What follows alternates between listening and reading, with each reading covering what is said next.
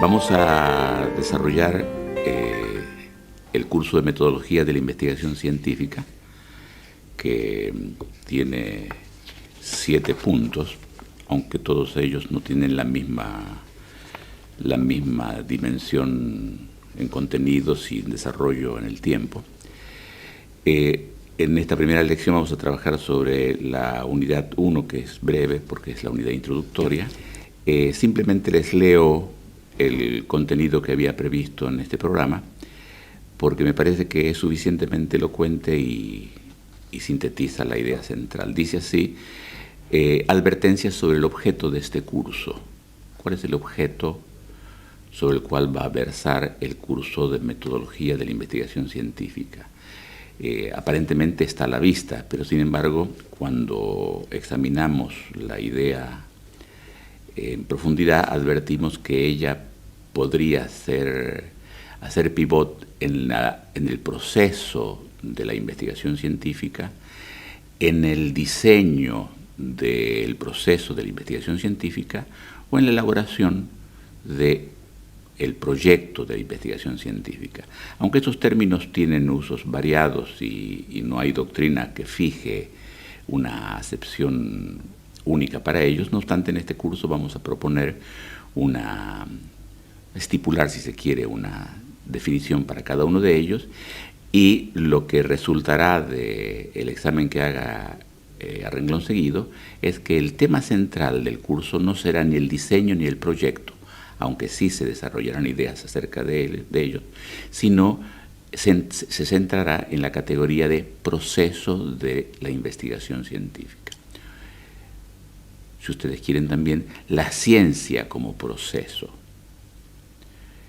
Obviamente, de este trabajo se seguirán ciertas consecuencias que yo las puedo anticipar brevemente diciendo que de la comprensión rica y profunda que obtengamos de la ciencia como proceso o del proceso de la ciencia, se deberán seguir algunas soluciones o líneas de soluciones a problemas, a cuestiones generales que a todos ustedes preocupa, tales como, por ejemplo, cuál es la relación que el conocimiento jurídico tiene con la idea de ciencia.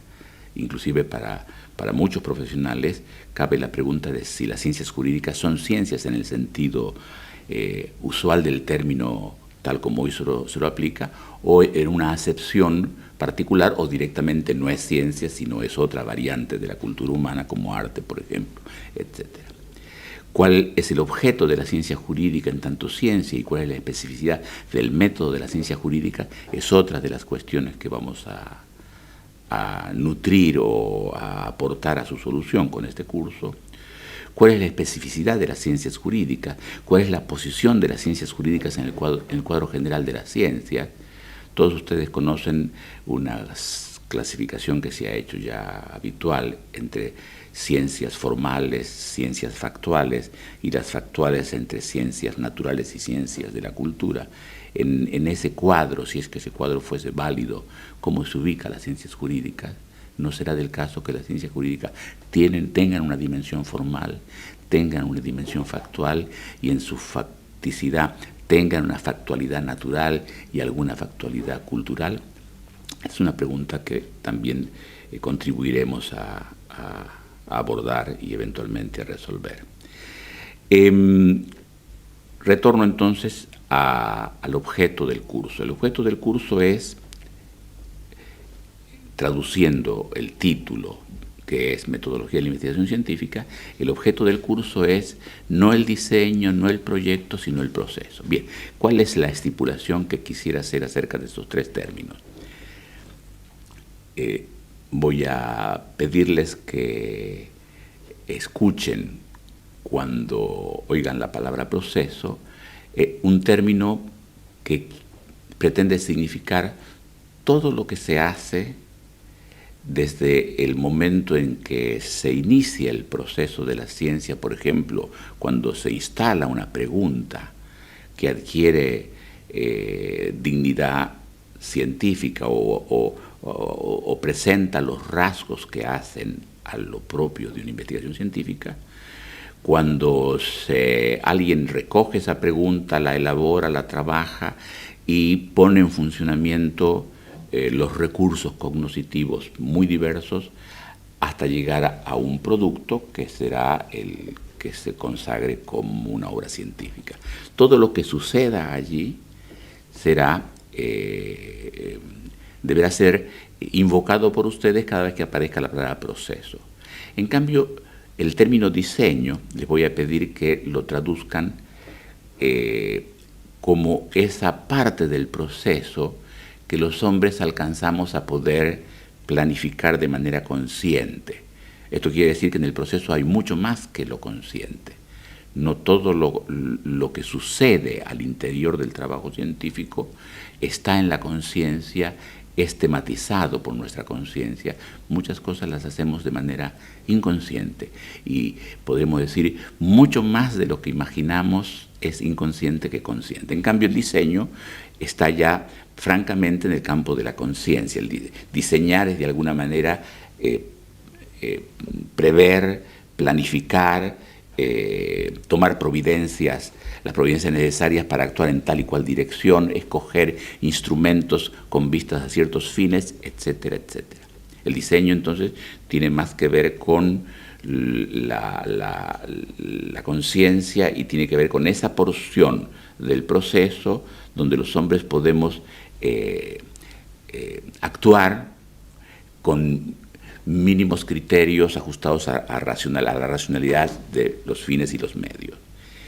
El proyecto, en cambio, va a ser una palabra que voy a pedir que reservemos a algo bastante mezquino o restringido.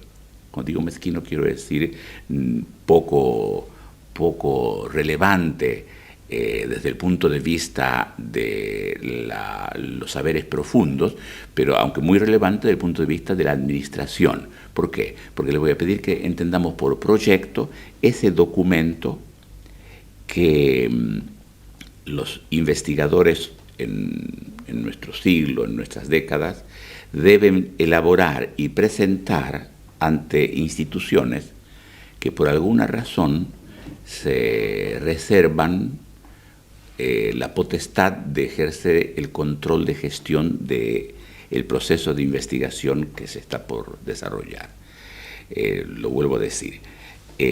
La idea de proyecto, la palabra proyecto les voy a pedir que la refieran, en primer lugar, para aludir al documento que se eleva a una instancia administrativa que por alguna razón puede ejercer el control de gestión del proceso de investigación. Es decir, puede pedirnos que informemos cómo se desarrolla está desarrollando el proyecto, el proceso, qué objetivos estamos consiguiendo y cuáles no, etcétera, etcétera.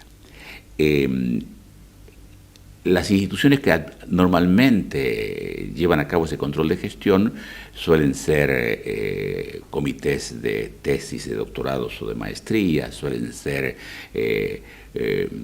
comisiones de investigación de instituciones como hospitales o tribunales de justicia, pueden ser, en fin, instituciones que de alguna manera tienen ese poder porque nos están dando como contrapartida o subsidios o nos están abriendo sus archivos o nos están cediendo un lugar en la institución y esa institución aparecerá como sede de la investigación, lo cual, por cierto, implica un valor académico importante para el investigador, etc.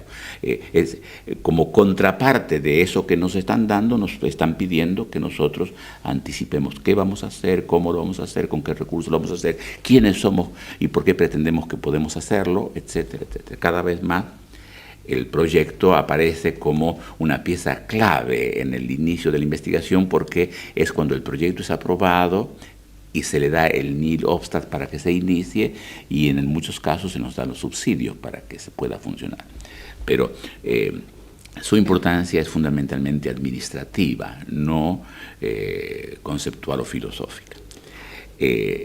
Tanto el diseño como el proyecto son capítulos muy importantes en un curso de metodología de la investigación, pero yo voy a insistir, no es el centro del curso de metodología de la investigación. El centro, el que permite iluminar el conjunto de los componentes del proceso de investigación, incluyéndolo al diseño del proyecto, puesto que estos son partes de ese todo. El núcleo que da la luz que ilumina todo esto es, sin duda alguna, el proceso de investigación. Un poco más de aclaración sobre el proceso. La idea de proceso de investigación científica implica, como toda noción de proceso, al menos 3 grandes momentos. Para que haya proceso se necesitan condiciones iniciales que disparan o detonan o dan inicio, motivan el proceso, los cursos de acción que se siguen desde ese momento inicial y finalmente el momento final que arroja un producto.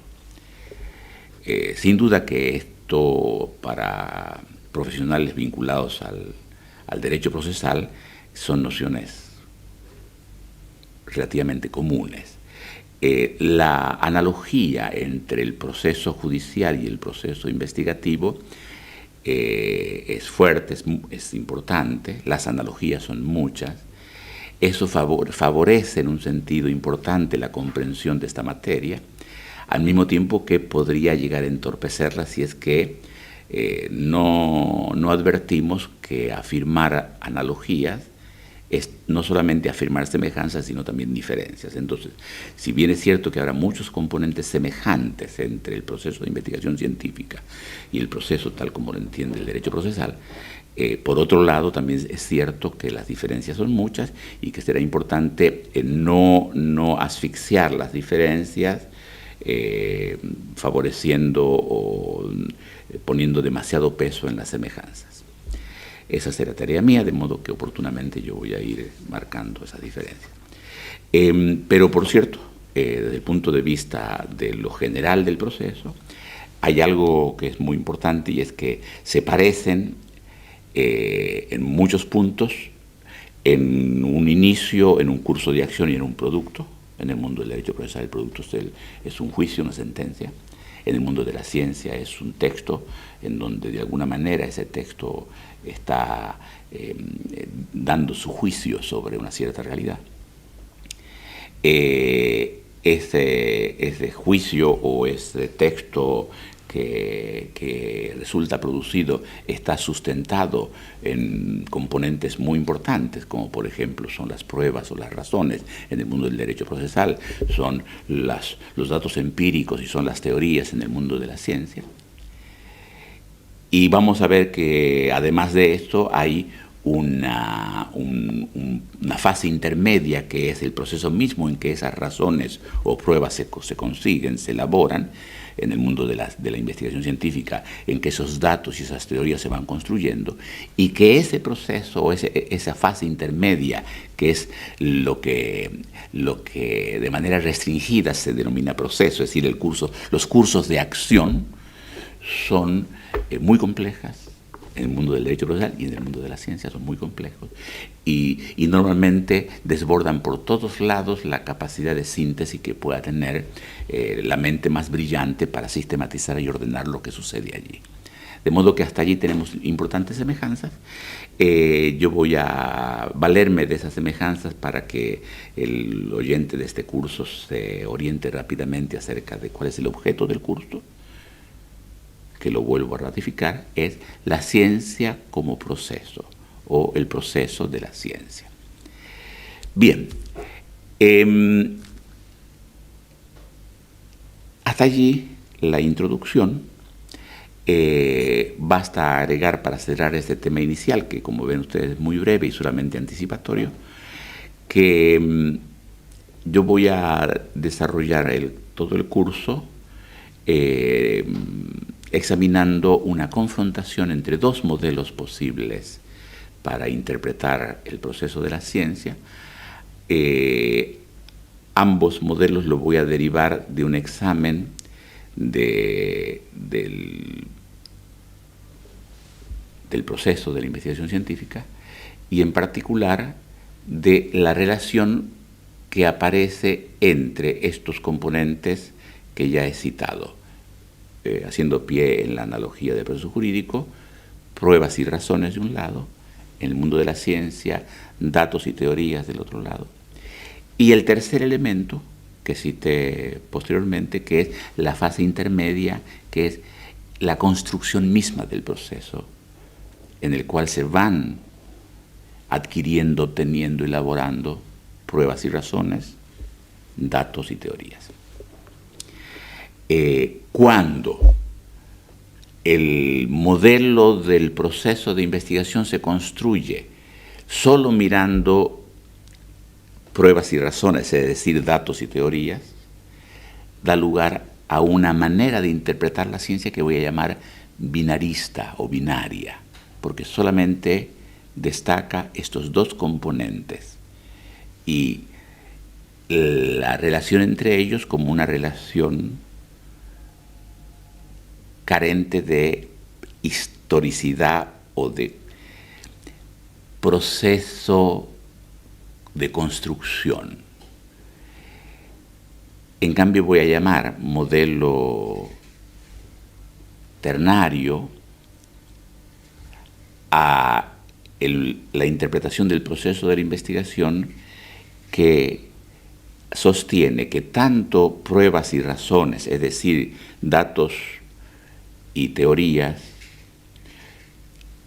ellos solamente se construyen a lo largo de una secuencia, de un movimiento formador de gran complejidad y de enorme importancia para poder resolver una serie de paradojas o contradicciones que, como veremos, presenta el modelo binario. Hasta allí, entonces, estamos cerrando la presentación que ya anticipé, era muy breve, del tema 1, introducción.